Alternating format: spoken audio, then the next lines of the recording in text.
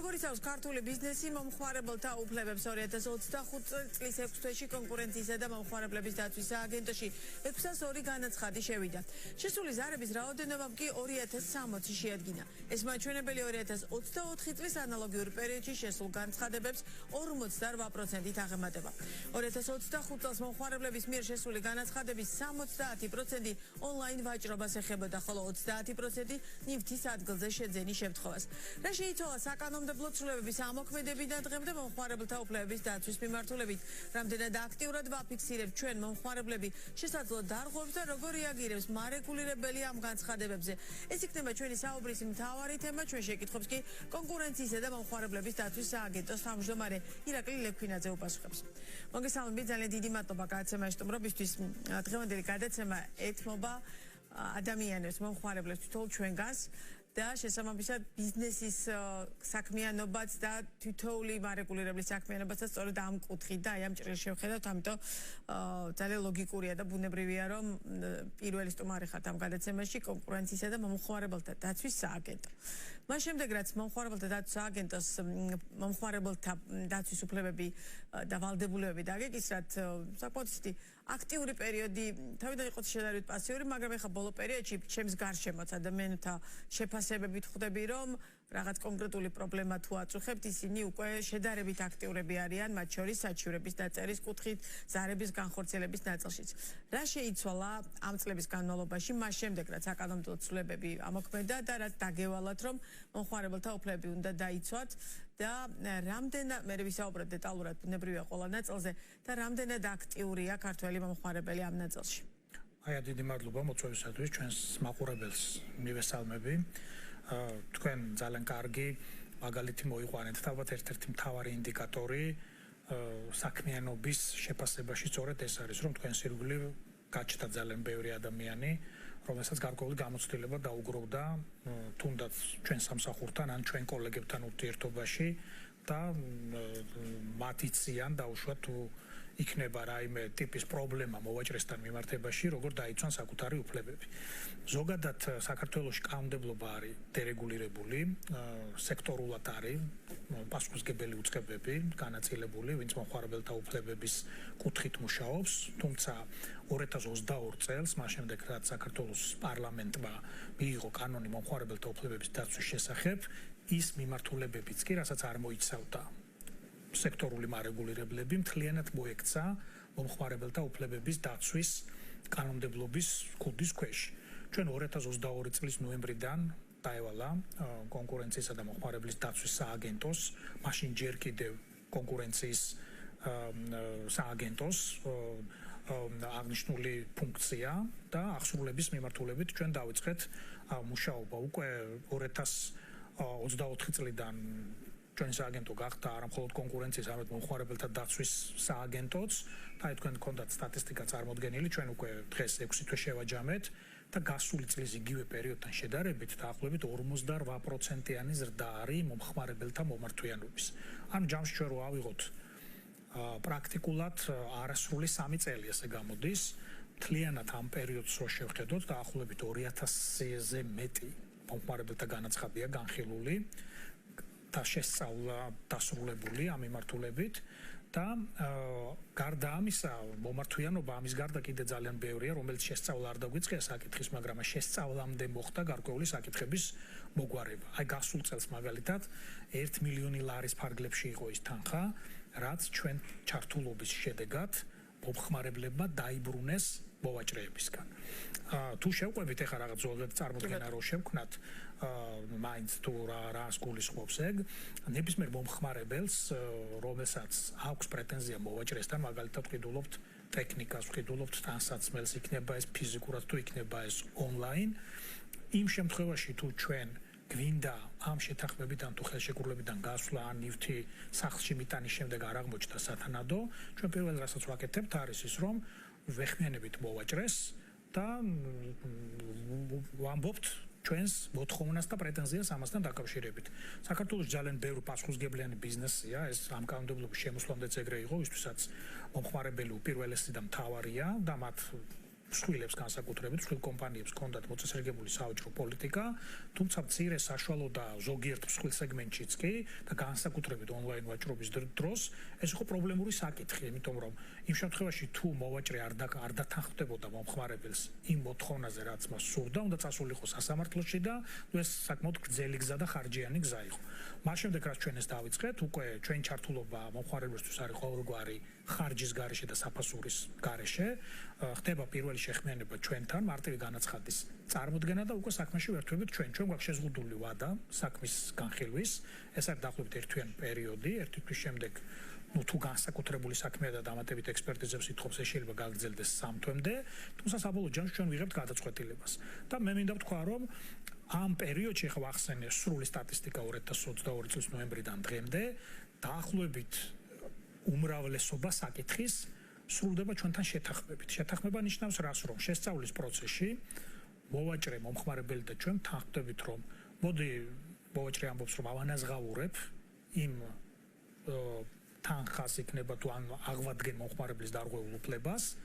შევცვლი ჩემს საავაჭრო პოლიტიკას, რამაც გაუგებრობა გამოიწვია საბოლოო ჯამში და ჩვენ ასეთი შეთანხმების პირობებში უკვე შესწავლას ვასრულებთ. ანუ საკითხი არ მიდის დარღვევის დადასტურებამდე, რომელიც მომხმარებლებს დაუბრუნდათ, ძირითად შემთხვევაში დაუშვათ ასეთი შეთანხმების შედეგია თუ ეს არის ასეთი შეთანხმების შედეგი, ეს არის წმინდა ესეთი შეთანხმებების შედეგად ჩვენ ხელთ არსებული ინფორმაციით, რაც ჩვენ შევძელით და დავთვალეთ, იმიტომ რომ ესეთი შეთანხმება ყოველთვის მომხმარებლის სასარგებლოდ სრულდება, რადგანაც და პირდაპირ სარგებელი მომხმარებელს აქვს, იმიტომ რომ ის იბრუნებს და იღებს იმ შედეგს, რაც მას სურდა. პირობითად უკიდურესი შემთხვევა რო ავიღოთ, აი მაგალითად, დარღვევა დაუდასტურეთ კომპანიას, მივეცით გონივრული ვადა, მან არ შეასრულა პირობა, ეს შეიძლება იყოს 1-დან მაქსიმუმ 2 თვემდე და გავიდა საჯარიმო სანქციაზე, ხო? აი საჯარიმო სანქცია მიდის ბიუჯეტში და პირდაპირ სარგებელი აქ და მომხმარებელს არ აქვს. ამიტომ მომხმარებელისთვის რა თქმა უნდა მომგებიანია, რომ ასეთი შეთანხმების შედეგი მიიღოს. დაახლოებით 90% აი სტატისტიკიდან რაც მე ვახსენე, მომხმარებელთა სასარგებლოდ არის გადაწყვეტილი. აქ ძალიან მნიშვნელოვანი დეტალები შემოდის, თუნდაც ის ვადა, რომელიც ახლა თქვენ ახსენეთ, გასაგებია რომ მოკვლევებში შესაძლოა დიდი ვადა დაარითმლებოდეს, თუმცა ადამიანი რომელიც თulis რომ დაზარალდა, მას შესაძლოა უბრალოდ აღარ მოუნდეს ამ 1 და 2 თვის დაცდა.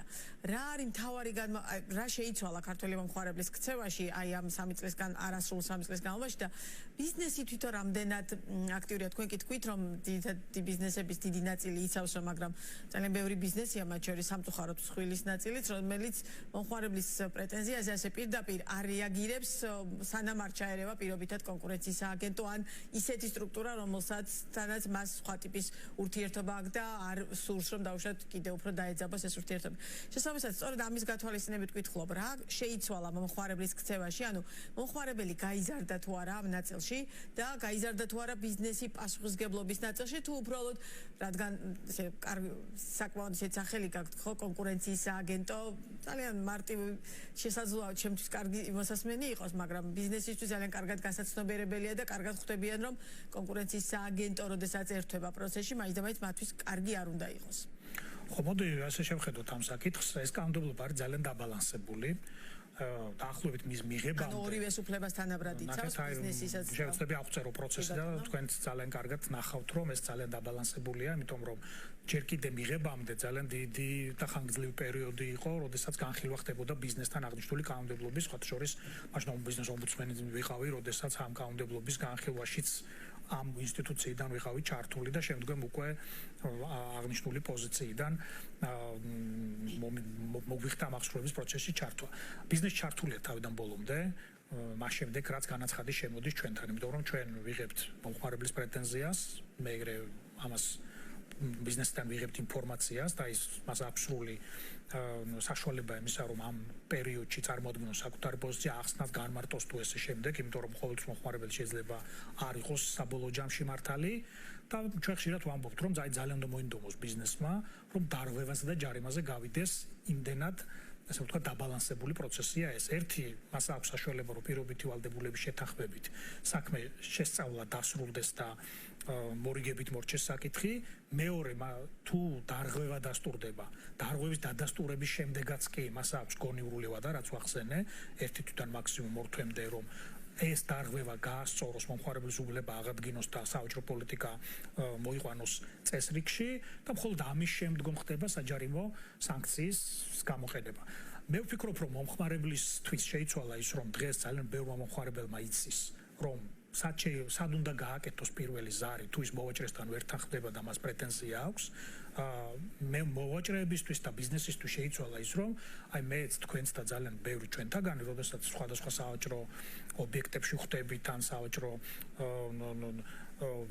იგივე თუნდაც ონლაინ ვეხებით ძალიან ბევრ საავაჭრო პლატფორმას საქართველოში რეგისტრირებულს, უფრო მეტად ინფორმირების საშუალება გვაქვს და უფრო მეტად აი მაგალითად მე პირადად თუნდაც ან ნებისმიერ ბევრს ვთქვამ ჩემთვის, როდესაც მივდივართ მაღაზიაში, ბევრი განმარტებითი ინფორმაცია, თუნდაც დახთან, თუნდაც დახლის გარეშე, ან ვერბალური კომუნიკაციის დროს მაქსიმალურად ცდილობენ რომ აგიხსნან იმ შემთხვევაში რა უფლებებით ხართ მოკლედ აღჭურვილი, როგორ შეიძლება დააბრუნოთ პროდუქტი, როგორ შეიძლება შეაკეთოთ, თანხა თუ არ ბრუნდება, პირობითად ესეც უნდა გითხრა, ანუ მაქსიმალური ინფორმაცია უნდა მოგაწოდონ, რომ შემდგომ თქვენ როგორც მომხმარებელმა არ თქვათ რომ აი რაღაცა მე ვიცოდი ერთი და მოხდა მეორე და უფრო მეტიც აი ონლაინ ვაჭრობის დროს 14 დღიანი უპირობო დაბრუნების ვადა აქვს ნებისმიერ მომხმარებელს. ნამდვილად რეალურად ახორციელებენ ამ პრაქტიკას ონლაინ მოვაჭრეები, იმიტომ რომ რადგან ყველაზე დიდი დარღვევების რაოდენობა 70% საერთოდ დარღვევებისა მოდის ონლაინ ვაჭრობაზე, ისე იგი აქ მაინც და მაინც კარგად ჯერჯერობით კვლავ არ გვაქვს ხო საქმე.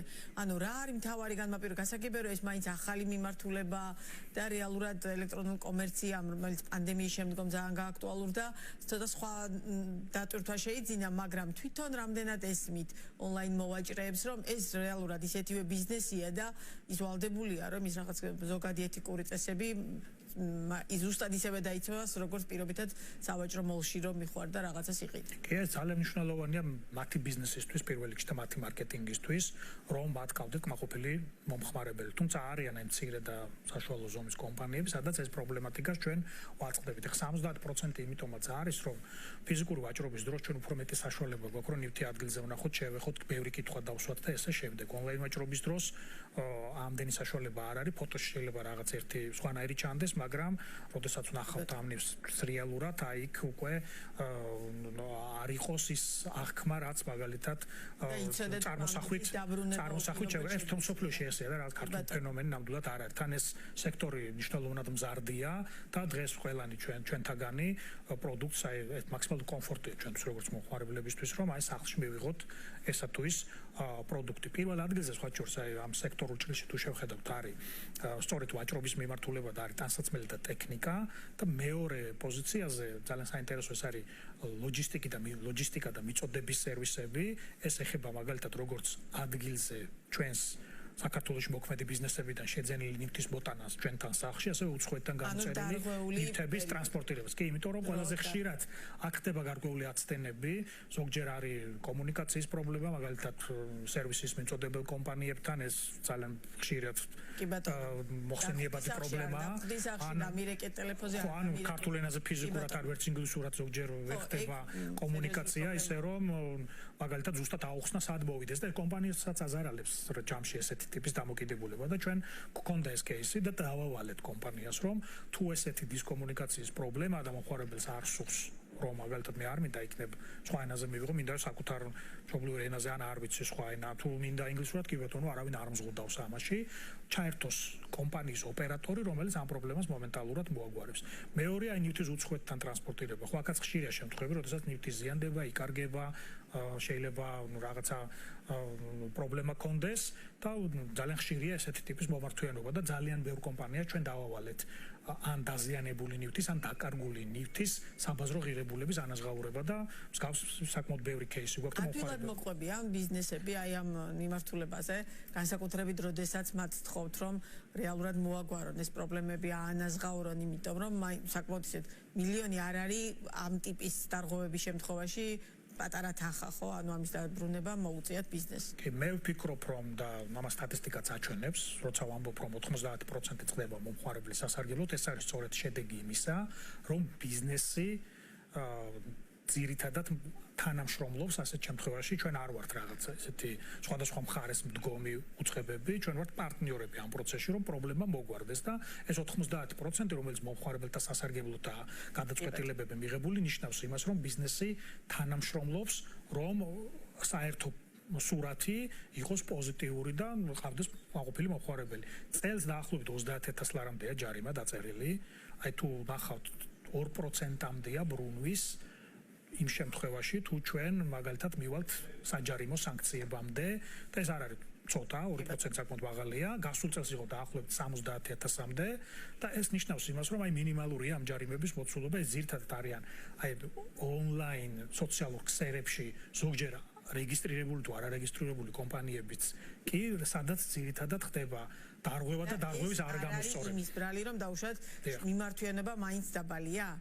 არ მიმართვიანობა რომ შედარებით დაბალია და მზარდი რატოა ყოველწლიურად, იმიტომ რომ მზარდია იმ ადამიანების რიცხვი, ვინც უფრო მეტი იცის მომხმარებელთა უფლებების კანონმდებლობის შესახებ, საკუთარი უფლებების შესახებ და ჩვენ ყოველწლიურად ძალიან პროაქტიულები ვართ, აი თბილისში, რეგიონებში, სხვადასხვა დაინტერესებულ ჯგუფებთან ყოველთვის მართავთ შეხვედრებს და მაქსიმალურად ვუხსნით საკუთარი უფლებების შესახებ და აი ბოლო პროექტი მინდა აღვნიშნო, ჩვენ სკოლებში, უნივერსიტეტებში დავიწყეთ შეხვედრები, დაახლოებით აი წლის გეგმა ჩვენ უკვე 40-ზე მეტ სკოლაში ვიყავით და წლის ბოლომდე ალბათ კიდე დაახლოებით 1-ამდენს გავაკეთებთ შეხვედრებს, რომ აი განსაკუთრებით ახალგაზრდებმა, ბავშვებმა, რომლებიც აი ონლაინ ვაჭრობაში ბევრია ჩართული, იცოდნენ აი უფლებების შესახებ. კი ბატონო, დღევანდელ გადაცემას როდესაც ვამზადებდით, ფიქრობდი, რომ ჩვენი საუბარი უნდა დაწყებულიყო სტრატეგიული ბაზრების მონიტორინგის თემით, თუმცა სწორედ იმის გათვალისწინებით, რომ მომხმარებელთა უფლებების და აი ამ საჩივრების სტატისტიკა გამოაქვეყნებთ სწორედ დღეს, სწორედ ამიტომაც დავიწყეთ ჩვენი საუბრის დიდი ნაწილი ამ თემას დავუთმეთ, თუმცა ბუნებრივია, რომ კონკურენციის სააგენტოს ხელმძღვანელთან შეკითხვები არის განსაკუთრებულად ბევრი სწორედ აი ამ ბაზრებთან მიმართებაში, როგორიც არის საწოვის მედიკამენტების ბაზარი, სადაც კონკურენციის სააგენტომ საკმაოდ საინტერესო დასკვნები დადო რამდენიმე წლის წინ და რომელთან განსაკუთრებით ფარმაცევტული ბაზრის ნაწილში საკმაოდ ისეთი კარგი წვლილი შეიტანეთ იმაში, რომ მეტ-ნაკლებად ეს ბაზარი ყოველ შემთხვევაში გახსნილიყო, მათ შორის იგივე ეს იქნებოდა თურქული ბაზრის გახსნა, მედიკამენტების ნაწილი და შემდგომ. თუმცა დღეს თითქოს ეს პრობლემები კვლავაც სახეზია და კვლავაც აქტუალურია და ადამიანები, რომლებიც ახლა ჩვენ გვიყურებენ, აბსოლუტურად დარწმუნებული ვარ, რომ ზუსტად იგივე აზრზე არიან, რომელსაც ახლა მე ვავითარებ, რომ რეალურად აი საუბარი რომ თითქოს შევისწავლეთ, ვაჩვენეთ, დავდეთ დასკვნები, თავრობა ამ დასკვნებიდან საკმაოდ ბევრი რამე გაითვალისწინა, მაგრამ რეალურად მედიკამენტები ისე ძვირია, ზოგადად ინფლაციის ნაწილს ამ წუთას უბრალოდ გავეშვები, თუმცა მთლიანობაში ეს პრობლემა მაინც კვლავაც მწვავეა. აპირებ თუ არა კვლავაც ამ სეგმენტების და ამ მიმართულების შესწავლას, მე ეს ორი ბაზარი განსაკუთრებულად ვახსენე, იმიტომ რომ ჩვენ ყველას, მე თქვენს და ყველას ჩვენს მაყურებელს ეს ორი მიმართულება განსაკუთრებულად გვეხება. ამიტომ საინტერესოა კონკურენციის სააგენტო ამჟამად რას აპირებს ან რას აკეთებს აი ამ ორი ბაზრის ნაწილზე, რომელთან მიმართებაში თქვენ საკმაოდ ეს ხმაურიანი დასკვნები დადეთ და სასამართლოში მიმდინარეობს დავები ამ ორივე თემაზე. კი, ფარმაციით დავიწყებ მაშინ იმ მომენტისთვის როდესაც ჩვენ მონიტორინგი დავასრულეთ და რეკომენდაციები გავეცეთ ეს 2022 წლის პერიოდი, ამ შემდგომ დაიწყო აქტიური თავრობის მხარდაჭერით დანერგვა ამ რეკომენდაციების და დაახლოებით 13 რეკომენდაციიდან 9 თითქმის დანერგილია და ყველაზე ეფექტური ჩემი აზრით ამ რეკომენდაციებიდან იყო რეფერენტული ფასწარმოქმნის შემოტანა, რომელმაც პრაქტიკულად განსაზღვრა ჭერი და მნიშვნელოვნად ხელი შეუწყო მედიკამენტების გაიაფებას და თუ ჩვენ ვნახავთ იმ პერიოდის ინფლაციაში მედიკამენტების წილს ინფლაციის შემცირებაში მან საკმაოდ მნიშვნელოვანი წვლილი შეიტანა და ეს იყო მართლაც მნიშვნელოვანი გადაწყვეტილება დაახლოებით 7,000-ზე მეტ მედიკამენტზე მოხდა რეფერენტული ფასწარმოქმნის დაწესება. თუმცა საქართველოს ჯამში 13,000 მედიკამენტია, გარდა ამისა არის კიდე სხვა ტიპის მედიკამენტების რანგში არ გადის და არის სხვა ტიპის დანამატები თუ ესე შემდეგ.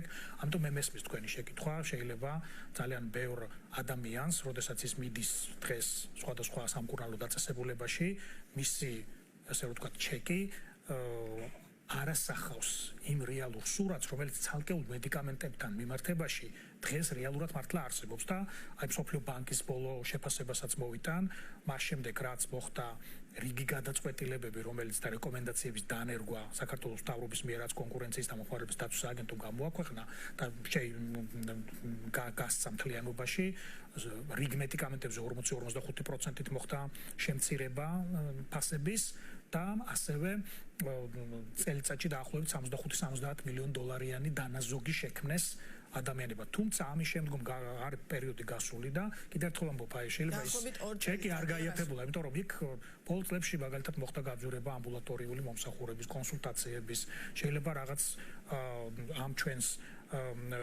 რეცეპტებში გაჩნდა ისეთი ტიპის დამატებითი დამატებით ისეთი ტიპის არ დავარქმევას მედიკამენტებს, რომლებიც შემავსებლები ერთგვარად. შეიძლება ის კონკრეტული მედიკამენტის დარწმუნებული ვარ ძალიან ბევრი ადამიანი, რომელიც რეფერენტულ პასუხობამდე ძვირად ყიდულობდა, დღეს ბევრად უფრო იაფად ყიდულობს, თუმცა ჯამში რო შევხედოთ პირობითად დანიშნულება შეიძლება იქ იყოს გარკვეულწილად აი ბევრი ისეთი ჩამონათვალი, რომელიც ამ საერთო ჩეკს არ აიაფებს.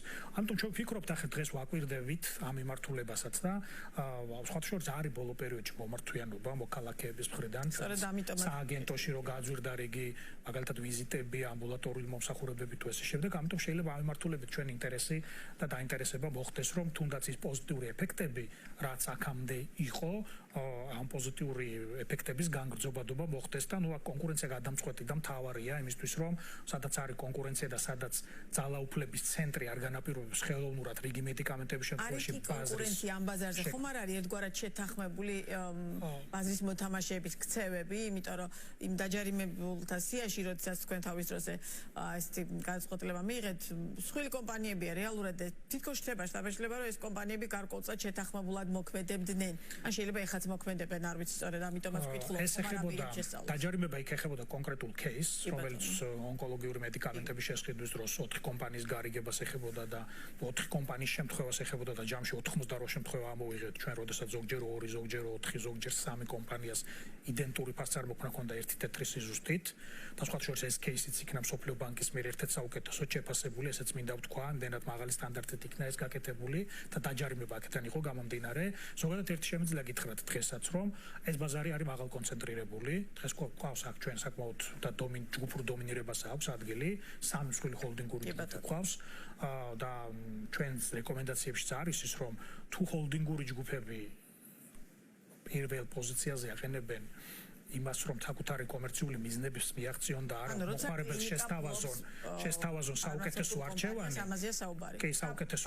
ეს არ არის, მოდი ასე ვთქვათ რა, ეს არ არის პრობლემა, თუ ის ამას კომერციული მიზნებისთვის და მომხმარებელთა საუკეთესო ინტერესებს აყენებს უფრო წინ და არჩევანს გვთავაზობს, რაც შემოიტანა ერთგვარად ჯენერიკულმა და ელექტრონულმა რეცეპტებმა, თუ ეს პროცესი რეალურად სრულდება, მაშინ ჰოლდინგური ჯგუფების პრობლემა ეს არ არის დიდი პრობლემა, იმიტომ რომ იყოს ის, იმიტომ რომ ეს არის საკმაოდ ინვესტიცია ტევადი დარგი, ამიტომ როდესაც მომხმარებელს და ადამიანებს ეხება და განსაკუთრებით სეგმენტი, რომელიც კიდე ერთხელ ამბობ, თუ მსგავსი кейსები არის, სადაც არის ნიშნები, რომ ანუ ვფიქრობ, რომ შეისწავლოთ. თუ იქნება მსგავსი ტიპის მომართვა ჩვენთან კონკრეტული ფაქტი, რა თქმა უნდა კონკრეტული ფაქტის საფუძველზე ჩვენ შეგვიძლია შევისწავლოთ, თუმცა ბაზრის მონიტორინგის ნაწილში, რაც ვახსენე, აი მიღმა იმ რეფერენტული ფასწარმოქმნისა რაც არის მიმართულებები, შეიძლება ეს მომართვიანობიდან გამომდინარე გახდეს ასევე ჩვენი დაინტერესების საგანი. ასევე მინდა ვახსენო, რომ ჩვენ ახლა ალბათ სექტემბერში გამოვაცხადებთ მეორე ფარმაცევტული კომპანიების შესახებ გადაწყვეტილების кейსს, სადაც ეხება რეფერენტული ფასების შემოღებამდე ჭარბი ფასების დაწესების кейსს. 8 კომპანიის მიმართ არის ეს და საკმაოდ საინტერესო სურათია. შეგვიძლია თქვა, რომელ კომპანიებს ეხებათ? არა, ამ წუთში ვერ ვიტყვით, ეს არ არის ან მსხვილი კომპანიები, ესენი არიან იმპორტიორი კომპანიები, რომლებიც საქმე გვაქვს კანონდარღვევასთან. არა, არ ვიცით ჯერ, ეს გაცხადდება სექტემბრის თვეში, როდესაც ჩვენ გაწყვეტილება გახდება საზოგადოებისთვის ცნობილი. კი ბატონო, რაც შეეხება საწვავის ნაწილს, რადგან ძალიან ცოტა დრო დაგვჭირა სასაუბროდ, ამიტომაც ვკითხულობ, საწვავზე რა ხდება? ეხა როგორი სურათი გვაქვს? საწვავზე რა გლობალური ფასებიც ახდენს გავლენას, ბუნებრივია, ამჟამად არ არის სოფლიო ბაზრებზე ისეთი გაძვირების ტენდენცია, თუმცა მთლიანობაში ამ ნაწილში რა შეიცვალა? მე ვფიქრობ, რომ ჩვენი ბოლო გადაწყვეტილების შემდეგ ამ ბაზარზე ჩვენ ვაგრძელებთ მუდმივ მონიტორინგს და ეს ნიშნავს იმას, რომ ყოველ კვარტალურად უყურებთ ბაზარზე მიმდინარე ტენდენციებს და მთავარი აქ არის რა, რომ როგორია გლობალური ფასები, როგორია ადგილობრივი ვალუტის კურსი და როგორია მისი სათანადო დროში ასახვის მაჩვენებელი ადგილობრივ ბაზარზე. ჩვენ ეხა რამდენიმე დღის წინ მქონდა უკვე 6 თვის სურათი, შემიძლია გითხრათ, რომ ფასნამატების მაჩვენებლები სულ თანხვედრაში ამ პროცესებთან რაც მიმდინარეობს მსოფლიო ბაზარზე და რაც ადგილობრივი ვალუტის კურსი რა გამყარების ტენდენციასაც აჩვენებს ბოლო პერიოდში, საკმაოდ პოზიტიური სურათი გქონდა ირან-ისრაელის ომამდე, როდესაც პლაცის ფასს თუ ავიღებთ დაახლოებით $640 მაჩვენებელი გქონდა 1 ტონაზე და ამ პერიოდში სადღაც თებერვლიდან ივნისის ბოლომდე თითქმის დაახლოებით 3%-იანი გამყარება ადგილობრივი კურსის და ფასების დინამიკაზე ეს აისახა, როდესაც ჩვენ დავინახეთ, რომ იგივე ყველა ტიპის ბენზინზე დაახლოებით 19-25 თეთრიანი და დიზელის საწოლზე 23-27 თეთრიანი კლებას ჰქონდა ამ პერიოდში ადგილი. თუმცა ბოლო პერიოდში ამ საწვავის გაძვირების შედეგად ისეთი მერყეობა არ იყო, რომ დავუშვათ ეს მყისიერად დასახულიყო. კი, დაახლოებით ჩვენ გვაქვს ახლა 8-13 თეთრიანი მატება, 8-13 თეთრიანი მატება გვაქვს ბაზარზე, აი ბოლო ორი კვირის სურათს თუ შევხედავთ, თუმცა თუ ივლისი იქნა სტაბილური მსოფლიო ფასების თვალსაზრისით და კურსს ხედავთ, რომ გამყარების ტენდენცია გრძელდება, ვფიქრობთ, რომ აქ პოზიტიურ შედეგებს უნდა ველოდოთ ამ მიმართულებით. მე შემიძლია დღეს გითხრათ, რომ ბაზარზე კონკურენცია არ ვაუკვირდებით, ბაზარზე პოზიტიური და შეცვლილია შემდეგი რამ, მსხვილი კომპანიების წილი დაახლოებით 5 მსხვილი კომპანიის წილი ბაზარზე 66-65%, თუმცა მსხვილმა კომპანიებმა დაიწყეს ძალიან მნიშვნელოვანი შეთავაზებები. ეს გულისხმობს თვითმსახურების ავტოგასამართ სადგურებს, სადაც პრაქტიკულად იდენტური ფასია, რაც მცირე ქსელებში.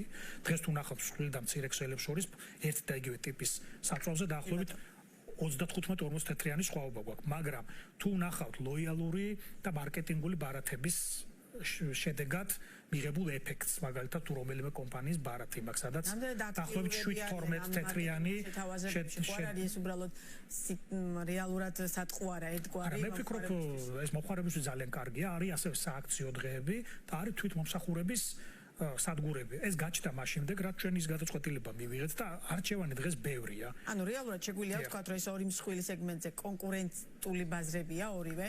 ამ ეტაპისთვის მე შემიძლია გითხრათ, რომ საწვავის ბაზარზე ჩვენ გვაქვს კონკურენტული გარემო, რაც შეეხება ფარმაციის მიმართულებას, დღევანდელი თემა რო შეგიფასოთ ამისთვის ბოლო მონაცემის მონიტორინგის შედეგები უნდა გქონდეს, რაც ჩვენ ამ ეტაპზე არ აგვაქვს, თუმცა გვექნება რაღაც რიგი გადაწყვეტილებები, რომელიც კონკრეტულ кейსებს უკავშირდება.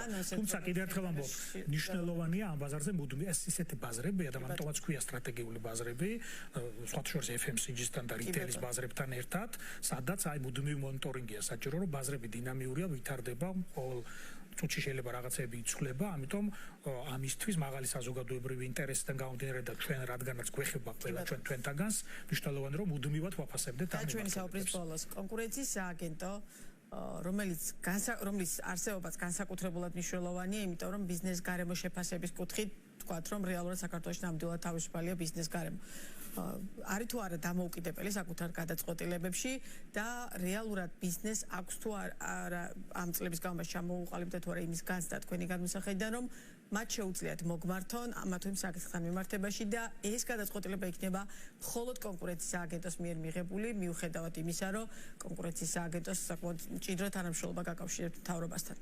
ანუ ფუნქციურად რამდენად რა თქმა უნდა ეს არის სამთავრობო უწყება და ნებისმიერი კონკურენციის უწყება მთელ მსოფლიოში. მჭიდრო კოორდინაციის გარეშე მთავრობასთან, მჭიდრო თანამშრომლობის გარეშე პარლამენტთან. შეუძლებელია იყოს შედეგიანი, იმიტომ რომ ჩვენ რაც არ უნდა რეკომენდაციები გამოვცეთ და სხვადასხვა უწყებებს მივცეთ, თუ ის შემდგომ არ დაინერგა პრაქტიკაში, მას შედეგი არ ექნება. ამიტომ ეს არის მთავარი საკითხი, რომ ეს თანამშრომლობა იყოს ძლიერი. რაც შეეხება ბიზნესის მხრიდან ნდობას, მნიშვნელოვანია რომ ჩვენი გადაწყვეტილებები იყოს სამართლიანი და ჩვენ ამ პრინციპს მაქსიმალურად ვიცავთ. დარწმუნებული ვარ ახლა სასამართლო კონტროლს, როდესაც გაივლის ყველა ის გადაწყვეტილება, რომელიც მაურიანია, მე ვფიქრობ, ეს იქნება ერთ-ერთი დასტური იმისა, რომ აი რამდენად ჩვენ მაღალი სტანდარტის გადაწყვეტილებები გქონდა. დღევანდელი გადასახედიდან შემიძლია გითხრათ, რომ 56 მიმდინარე საქმე გვაქვს სასამართლოში და აქედან 10 არის მომხმარებელთა უფლებების კუთხით და 13 სამივე ინსტანცია გავლილი გადაწყვეტილება. ანუ მოგებული 13-დან 12-ია მოგებული, ერთი არის უკან დაბრუნებული და თავიდან შესწავლის პროცესში ეს იყო სადღაც 2016 წლის პერიოდია და 56 სასამართლო დავიდან მხოლოდ ერთია, რომელიც ერთ ინსტანციაში გვაქვს წაგებული მომხმარებელთა უფლებების კუთხით და დანარჩენ ნაწილში არის სხვადასხვა ინსტანციებში ყოველთვის მოგებული საქმეები.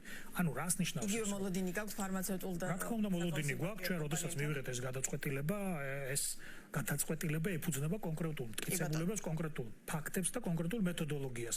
ამიტომ ჩვენ მაქსიმალურად ამ გადაწყვეტილებას დავიცავთ სასამართლოში, ეხლა სასამართლომ შეიძლება ნებისმიერი გადაწყვეტილება მიიღოს, იმიტომ რომ დამოუკიდებელია საკუთარ გადაწყვეტილებაში, თუმცა ჩვენ ვართ დარწმუნებული, რომ ჩვენი გადაწყვეტილებები აბსოლუტურად სამართლიანად აფასებდა იმ კონკრეტულ პერიოდში იმ პროცესს, რაზეც ჩვენ შესაბამისი გადაწყვეტილებები. ძალიან ბევრი თემა, რომელიც ამოწურ მე მინდა ერთი თქვა ასევე ძალიან საინტერესოა. ბუნებრივია ყველა ამ აქტუალურ ზუსტად ერთი წუთი ბაზრების კუთხით ჩვენ დავიწყეთ სამი ბაზრის მონიტორინგი უახლოეს 2 კვირის პერიოდში. ერთი არის სოფლის მეურნეობის სამინისტროსთან აქტიური თანამშრომლობით, ეს არის პესტიციდებისა და აგროქიმიკატების, სადაც ფერმერების წუხილია, რომ იქ შეიძლება მაღალფასნამატებს კონდეს ადგილი და საბოლოო ჯამში ეს იყოს განპირობებული გარკვეული შეთანხმებებით, ამიტომ ამ ბაზრის მონიტორინგს ვახორციელებთ. ასევე დარგობრივი ეკონომიკისა და ეკონომიკური პოლიტიკის კომიტეტის რეკომენდაციით განვაახლეთ თხილის და მოცვის ბაზრის მონიტორინგი. მიუხედავად იმისა, რომ ჩვენ თქვით გასულ წელს, რომ ეს ბაზრები დინამიურია, მზარდია და კონკურენცია არის და ექსპორტიორ კომპანიები საკმაოდ ბევრია, ამ ბაზრების განვითარების დინამიკიდან გამომდინარე ჩაითვალა საჭიროდ რომ როდესაც იქნება შედეგები. შედეგებს ჩვენ ალბათ პესტიციდებსთან და შხამქიმიკატებთან დაკავშირებით ალბათ დაგჭირდება სულ რაღაც რამდენიმე თვიანი პერიოდი და ამას გამოვაქვეყნებთ. რაც შეეხება თხილის დამოცვის შედეგებს, ალბათ წლის ბოლო, როცა დასრულდება ექსპორტის მონაცემების სრულ სურათს მოგცემს, აქ ჩვენ დასკვნებს წარუდგენთ საზოგადოებას. ძალიან დიდი მადლობა საინტერესო საუბრისთვის და კვლავაც სიამოვნებით გიმასპინძლობთ ბიზნეს პარტნიორის ეთერში ირაკლი ლექვინაძე საუბრობდა.